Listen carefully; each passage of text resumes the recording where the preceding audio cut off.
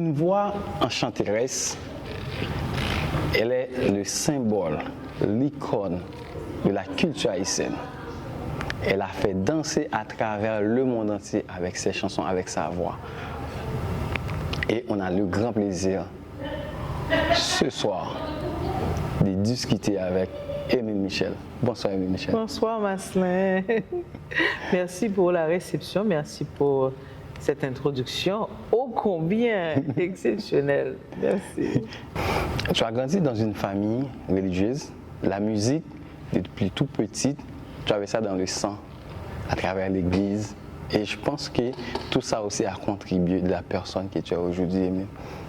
À 100%, parce qu'il y a d'abord le pouvoir de la foi, que je pense qu'à travers ce que mes parents, ma maman et mon père ont pu m'inculquer, non seulement on ne se rend pas compte, mais ça nous donne aussi la détermination et la possibilité de rester en place quand ça va mal. Parce que ce n'est pas toujours rose. On s'imagine que d'être sur scène, c'est fascinant, il y a le clinquant, le brillant, et on s'imagine que c'est toujours rose. Et au fait, il y a tellement de difficultés puisque la compétition, en parlant de compétition, je veux dire vraiment toutes les autres musiques de tous les autres pays et le fait que le monde de la musique a complètement changé. Ce qu'on voit en ce moment, ce n'est pas ce qu'il y avait avant. On ne vend pas les albums de la même manière, on travaille... il faut tout ça comme, je veux dire, comme défi pour pouvoir être encore sur scène. Donc, avoir été élevé dans une famille où la foi, la confiance, la patience fait partie de notre éducation spirituelle.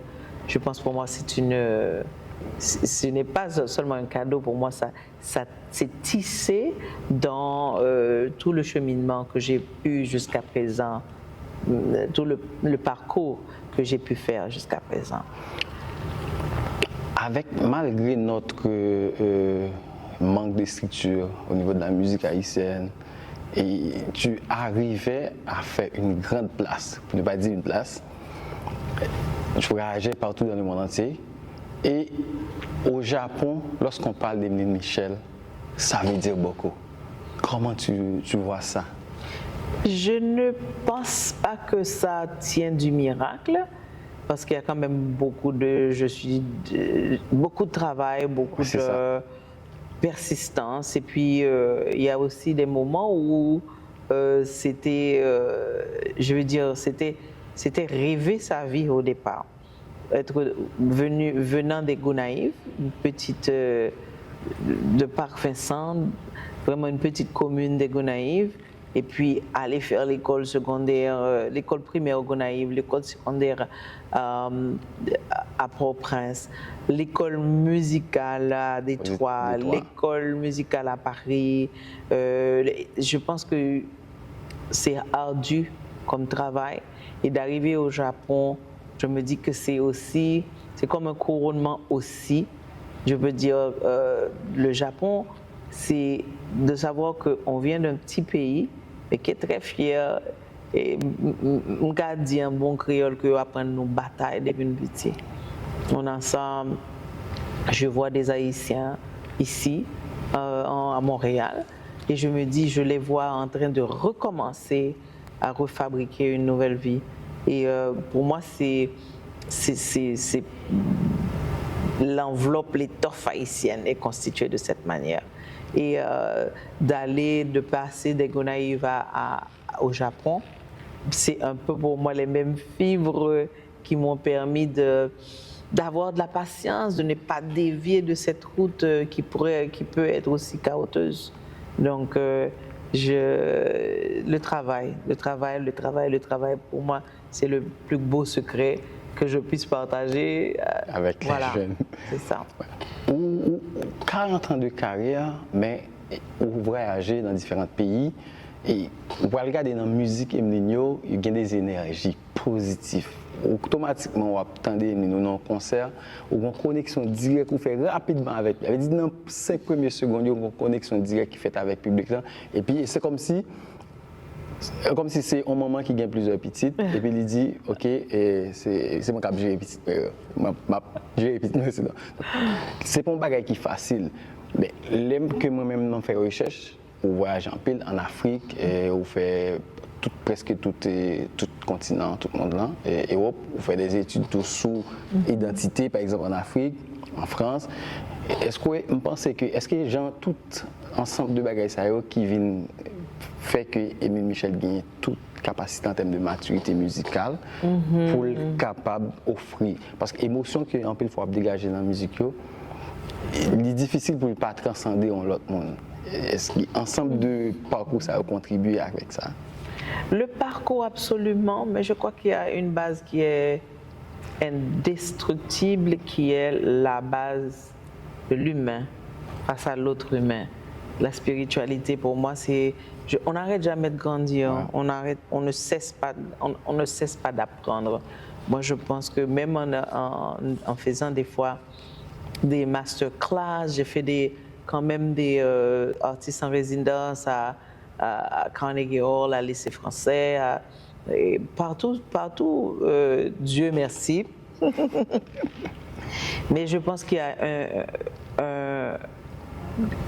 un fil rouge, un fil conducteur qui est qu'on est humble et toujours on apprend de l'autre. Même de la personne avec laquelle avec la personne, je veux dire un élève, un professeur, on apprend, on n'arrête pas d'apprendre. Donc il y a d'abord ça comme principe pour moi. Et puis deuxièmement, les voyages, bien sûr. Récemment, j'ai fait près de mois au Sénégal en train d'écrire, en train de chanter, d'aller rencontrer des griots. Ça m'ouvre un peu l'esprit sur, il n'y a pas qu'un genre de musique.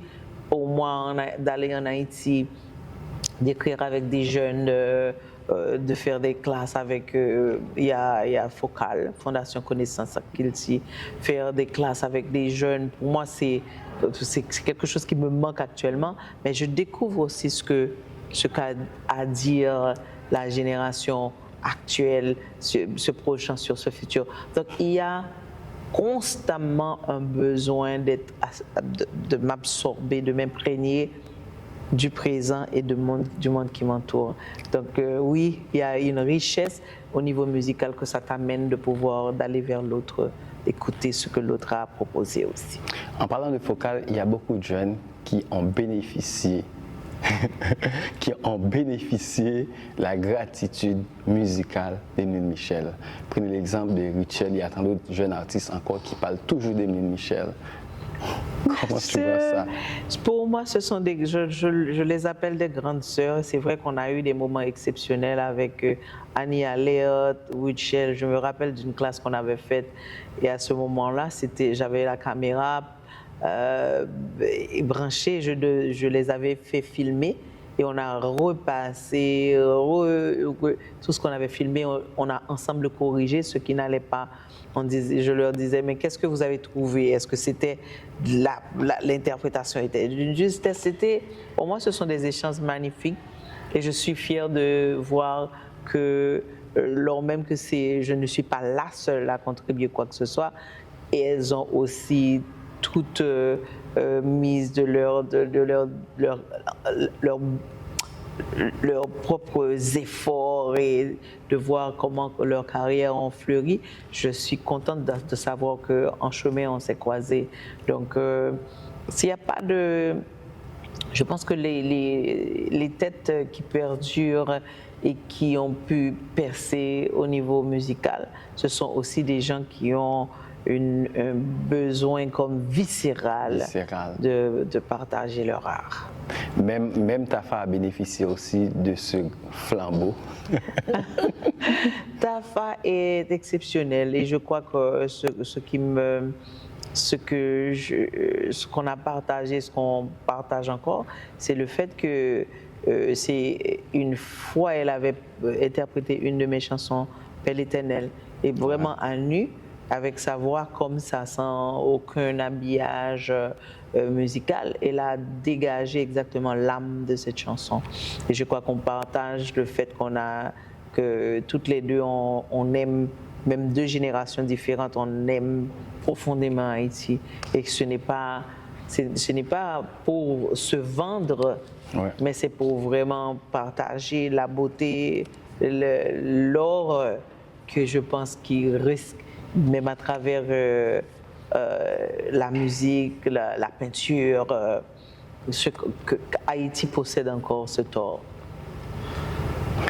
L'une des personnes qui est fière toujours d'Émile Michel, mais aussi tu parles toujours d'elle, c'est Yolde Rose. Longue J'aimerais histoire, qu'on- c'est une qu'on en longue parle. route. Oui, c'est une longue route parce que c'était l'année internationale de la jeunesse et puis Annecy et Yol m'ont fait appeler pour représenter le département de la Tibonite et puis l'histoire a commencé comme ça. C'est une des stations, je veux dire, claires et très importante de ma carrière, puisque à partir de ce moment, il y a beaucoup de gens qui ne me connaissaient pas, des journalistes, incluant Ralph Vonsi, qui a découvert sur cette scène Stade Silvio Cator.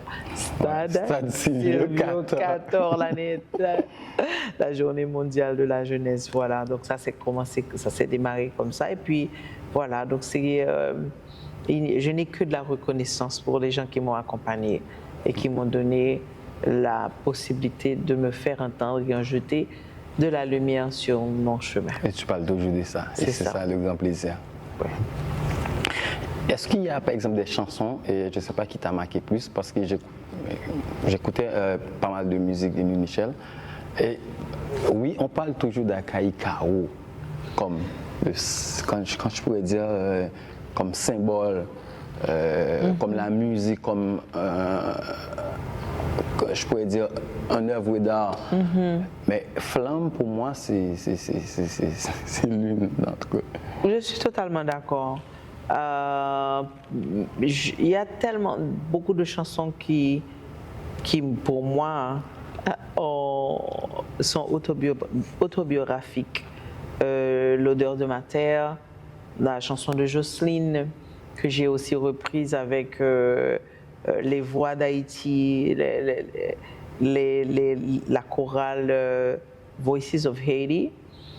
Il y a aussi pour moi, pas Gamantina ça, mais il y a des gens qui sont restés accrochés qu'aux premières chansons qui m'ont représenté. Parce que quand on a vu Flamme, j'avais peut-être 21, 22 ans, et puis tu arrives avec un concept plutôt osé. J'étais en décapotable en train de conduire, en maillot de bain sur la plage, un gros chapeau. C'est normal que cette image t'envoie un mélange de je suis haïtienne, mais je me projette sur le monde. Et c'est resté bloqué dans la tête de plusieurs personnes comme la chanson qui m'identifie, autant qu'Akaï Kao, dans les Caraïbes, parce que cette chanson a eu vraiment chanson de l'année en Guadeloupe. Je ne peux absolument pas m'en plaindre. Je disais l'autre jour, c'est comme quand je vais voir un concert de Anita Baker, et puis qu'elle aurait chanté tout son répertoire et qu'elle n'aurait pas fait « Giving me the best that I got ». Et moi, je dis, mais comment elle peut... Parce qu'on identifie l'artiste à la première chanson qu'il a représentée. Mais au fait, pour moi, il y a dans mon répertoire « Le poisson de nuage ».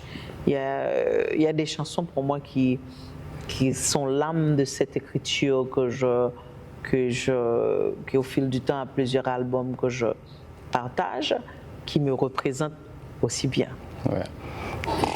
Il y a le côté humaniste chez Émile Michel, et tu as participé à ONIFAM, des tournées à travers le monde entier pour défendre des causes des femmes ou des personnes victimes de violences, tout ça. C'est quelque chose que tu ne parles pas souvent de ça, Émile.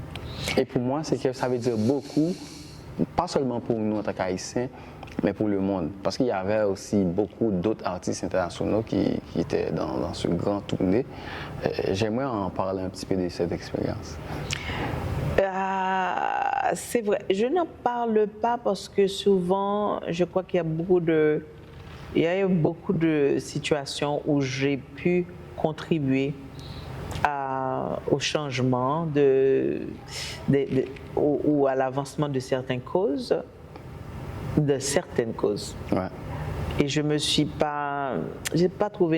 n'ai jamais trouvé nécessaire d'avoir une caméra sur la main qui donne. Et je ne sais pas si c'est connecté aussi aux principes spirituels que j'ai reçus dès mon enfance. Je pense qu'Imaja va prendre le temps de faire une autobiographie de Mime à travers tout ça. Non, ça m'est arrivé. Il y a eu CNN m'avait donné un gros chèque et tout ce que je devais faire, c'est vraiment être l'un des juges qui représentait pour le mois de décembre et prendre le chèque d'aller après le tremblement de terre.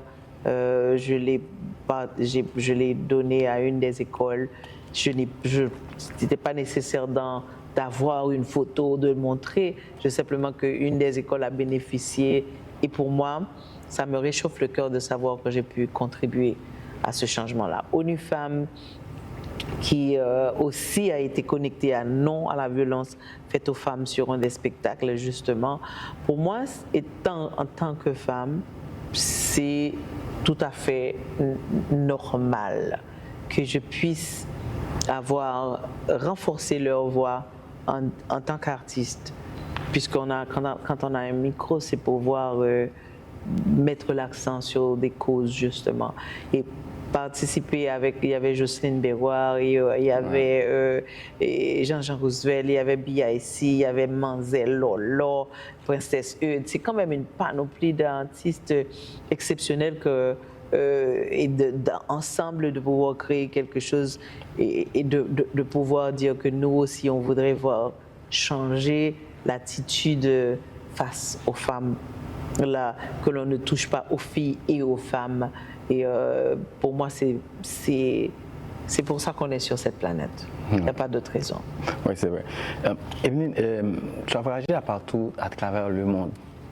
Est-ce qu'il y a un pays ou un continent qui t'a marqué plus, Il me reste encore des pays à découvrir, mais je veux dire que c'est vrai. Les deux pays, je veux dire, où je me suis retrouvée tout de suite à la maison. Le Japon, bizarrement, alors même qu'on n'aurait pas parlé, on ne parle pas le même langage. Le respect pour les aînés, le respect pour je sais pas, la connexion avec la nature. Il y a aussi, je veux dire, le Sénégal m'avait beaucoup impressionné. Je me suis jetée dedans. Je suis arrivée récemment encore quand je suis partie au Sénégal. Wow. Et je suis arrivée dans la rue et puis il y a quelqu'un qui m'a dit « Ah, on va manger, tu veux venir manger avec nous ?» Et moi je dis « C'est pas possible, je viens d'arriver et je laisse mes valises à la maison et je me retrouve autour d'un grand pot avec une grosse chaudière où il y avait un tchiboudjen. Et on mangeait avec la main. Et la première journée, et après je dis, mais est-ce que je te dois quelque chose? Et le gars me dit, mais non, on est ensemble. Wow. Et c'est pour ça que, entre autres, ça m'avait beaucoup parlé, la chanson de Senaya, puisque c'est vrai que quelque part, on avait ça. On est ensemble. On avait ça par le passé, où voisin fait manger, l'événement mène sale cuite là, on bon moulin. Zaboka. Et puis, ou même si c'est dur, cuit avec sauce pois, c'est pour moi cet esprit de communauté, de partage. Je crois que il y a des pays qui me marquent à cause de cette, je sais pas, ce qui me ramène à chez moi, quoi. Voilà. Il y a le côté artistique, il y a aussi un autre côté que tu ne parles pas souvent, c'est le côté entrepreneuriat. C'est vrai qu'il y a pas mal de... Je crois que la musique a toujours pris les devants de la scène. Au niveau entrepreneuriat, moi je peux dire que l'idée de même de créer ma propre musique, ça fait longtemps que je ne suis pas produite par aucune maison de disques. Cheval de Feu Production, puisqu'il y a l'album Cordéam qui est quand même resté un des albums classiques, puisque sur cet album, on va retrouver Mosso Maman, sur cet album, je me dis Dormi Collé, il y a tellement de chansons sur cet album qui sont restées dans la tête des gens. Je l'ai produite moi-même. Wow. Il y a eu bien sûr quelques participations spontanées de plusieurs personnes et tout, mais mes albums, je les produis du début jusqu'à la fin. Le choix des musiciens, aller en studio, les vidéos, la majorité de tous les concepts de vidéographie, incluant Timoun, incluant Force, qui vient de sortir récemment, je les ai construits, j'écris tout le scénario. J'adore utiliser avoir tous les outillages de ma créativité au service de ce qui représente les textes et tout. Donc, au niveau entrepreneuriat, il y a aussi les vêtements de scène. Et... C'est pour ça la question. C'est ça que j'allais chercher. Parce que je veux en parler. Bon, il y a très tôt, ma maman m'avait dit, parce qu'elle faisait ma maman est couturière, et elle me dit qu'elle ne voulait pas faire des vêtements pour moi. Parce qu'elle était trop occupée à faire les vêtements des gens à l'église, des écoliers du quartier. Puis un jour, j'ai pris un des tissus que j'avais acheté et je l'ai attaché. J'ai mis une broche comme ça. Et puis j'ai mis une belle ceinture, et puis mes talons qui quittent moi. Et puis maman me regarde et maman me dit, c'est pour tomber sous. Et du coup, je me suis rendu compte qu'il y a un truc très naturel à aller à te voir et à être bien dans ta peau. Et du coup, j'ai commencé à dessiner, à faire mes vêtements moi-même. Et puis là maintenant, ma soeur et moi, et Maud et moi, on a une petite collection. Ça va venir. Préparez-vous pour aller en acheter. Une petite collection et qui justement, c'est un chantier depuis très longtemps. Mais comme j'aime compléter un projet avant de passer à un autre projet, je termine avant de commencer avec ma soeur. Voilà. Je pense que les fans d'Émile Michel vont être contents d'apprécier ou d'aller acheter les vêtements d'Émile Michel.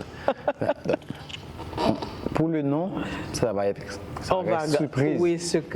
Oui, le nom est là.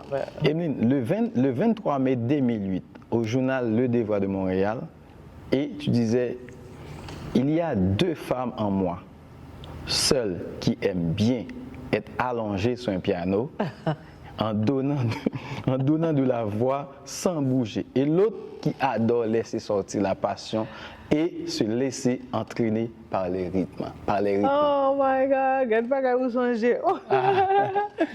Oui, elles sont présentes toutes les deux et par moments je laisse parler une. Ça dépend du moment. Il y a des moments où j'ai vraiment envie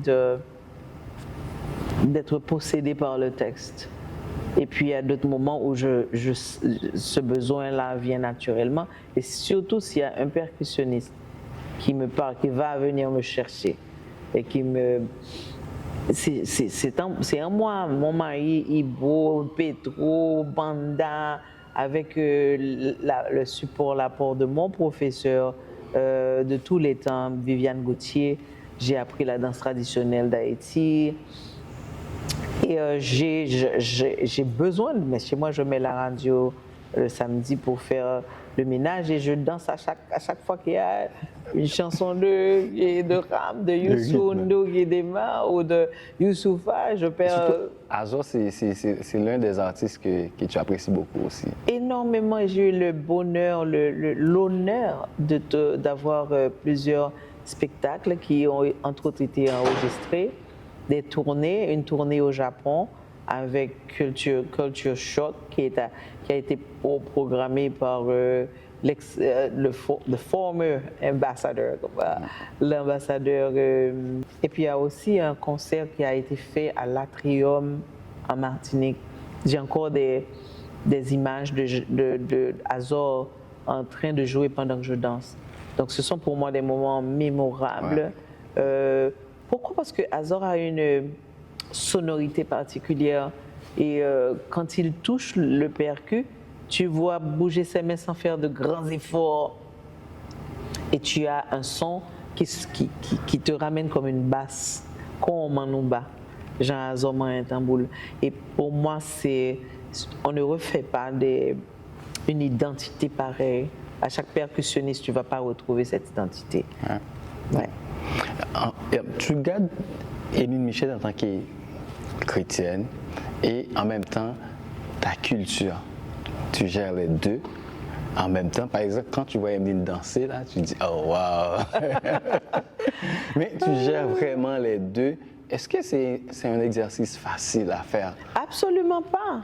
Parce que les gens ont tendance à associer le tambour, malheureusement, à quelque chose de démoniaque. Et alors que moi, je pense qu'il faut vraiment départager ta culture, ton identité, de fait qu'au niveau spirituel, moi, je crois en Dieu, je prie, je suis vraiment, je veux dire, il n'y a pas de mélange. Non, il faut juste départager. Quand je danse, je vais puiser dans mes racines, de ce qui me reste comme, non, pas seulement des leçons, mais j'entends automatiquement le son, les rythmes. J'allais en vacances à Dubédou. Okay. Et à Dubédou, quand nous, au milieu de la nuit, on entendait passer les bandes à pied, les raras, mais au pas dire me laver tête moins de ça, puisque ça fait partie de ma récollection, de ce qui a imprégné mon enfance. Pourquoi je m'en débarrasserais? C'est ça qui fait mon identité aussi. Donc ça n'a rien à voir au fait que je peux me mettre à genoux et prier et dire merci, d'être encore en vie, merci pour ce que je reçois. Donc je pense que les deux pour moi me habitent, mais avec perfection, sans avoir de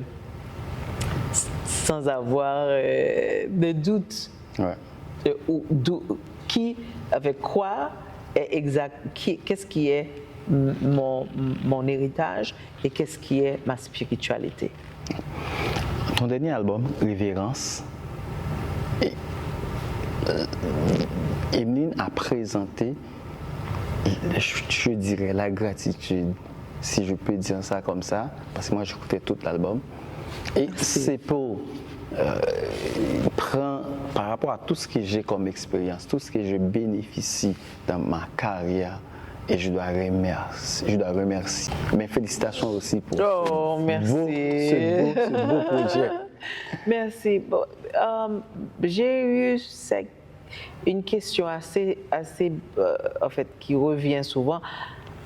Deux personnes m'ont demandé, est-ce que ça veut dire que tu vas arrêter de chanter? Est-ce que tu tires ta révérence? Et je trouve que c'est tout à fait légitime. Et pour être très honnête, c'est vrai, par moments, ça m'est arrivé dans l'écriture de l'album de vouloir carrément m'arrêter. Parce que cet album est écrit, j'ai commencé à l'écrire un peu avant la pandémie. Okay. Et à travers la pandémie, il y a eu beaucoup de pentes. Et force est née de ces secousses-là. Ouais. Elles sont juste vraies, elles jouent juste moi. Non, révérence ne veut pas dire que je tire la révérence. Révérence, c'est dire que, tu sais, quand tu es devant, pour moi, c'est ou devant l'homme, et puis tu es bouche bée parce qu'il y a un soleil qui fait le plongeant dans la mer et tu as toutes les couleurs qui s'étalent et tu dis, mon Dieu, oui, tu es là, oui, tu es présent, mon Dieu, oui, tu es puissant. Comment tu as pu concocter quelque chose d'aussi magnifique Pour moi, c'est cette révérence-là face à des merveilles qu'on a dans notre monde et qui manifeste la présence, pour moi, la présence de Dieu. Voilà. Et en même temps, je me rappelle qu'il y avait un gars qui disait, et si la lune et le soleil manquaient juste un poil, t'as manqué là, où est-ce que t'as arrivé? Donc, je pense que c'est d'une perfection, c'est cette perfection-là face à la majesté du Tout-Puissant que je dis révérence. Et je sors d'un monde pétri de ce monde spirituel dès mon enfance. Et je me suis dit, c'est le moment de dire merci, mais un merci qui n'est pas on grain de musique sur l'album, non, on merci dans la totalité. Et j'étais j'étais impressionnée pour voir comment ça a été, de voir comment ça a été embrassé, Ouais. non pas comme en disant « Oh, ça ne va pas se via là ». Mais c'est sûr que chaque monde a une révérence par eux sur l'album. Moi-même, je ne pas maintenant. C'est vrai qu'il faut. Pas là, on va dire. En tout cas, j'en suis ravie. Merci. Et m'apprécie ces questions à tout. Yeah. La dernière question avant qu'on finisse l'émission. 40 ans d'expérience et plus de 14-15 albums produits et il y en a d'autres qui s'en viennent. Emeline, est-ce qu'il y a quelque chose en ce moment-là qui te manque dans ta carrière? On n'a pas pensé que mon cap jambe et bon bagage qui pas manquer non. Ça veut dire que tu peux vraiment déposer valise et puis faire tout. Mais je pense que on est constamment en devenir et c'est mon cas. Et il y a des projets qui me passionnent, qui me fascinent. Il y a une petite histoire à raconter lequel en fait une histoire pour moi qui est ce n'est pas une autobiographie. Ouais. Je veux dire que vraiment les gens m'ont dit que c'était j'ai parlé de documentaire, mais c'est pas, plus le temps passe, plus je me rends compte que c'est vraiment une histoire qu'on raconte, une histoire à inspirer, une histoire à reconfirmer que ça vaut la peine de rêver avec les yeux grands ouverts. Donc, c'est ça qui va venir. Il y a d'autres projets comme la ligne de vêtements et puis un livre. Il y a aussi le fait que ce n'est pas un masterclass, mais c'est vraiment, je suis très inspirée à travailler avec des jeunes, des adolescents. Et on est en train de mettre ça en place, de faire toute une tournée dans plusieurs villes. Ça va être encore un super projet. Inch'Allah. J'ai hâte. Inch'Allah. J'ai hâte. Donc, merci Emeline d'avoir nous donné cette opportunité Merci, de discuter un petit peu. Merci au Centre La Salin qui a mis toute la disposition pour cette émission spéciale avec Emeline Michel pendant son passage à Montréal. Emeline, c'était un grand plaisir. Moi-même, c'est un grand plaisir. Merci. L'émission va être disponible sur la plateforme Image là, partout. Donc, vous allez l'écouter, l'émission en entier. Salut Emeline, on va se croiser pour une autre émission. Bye bye.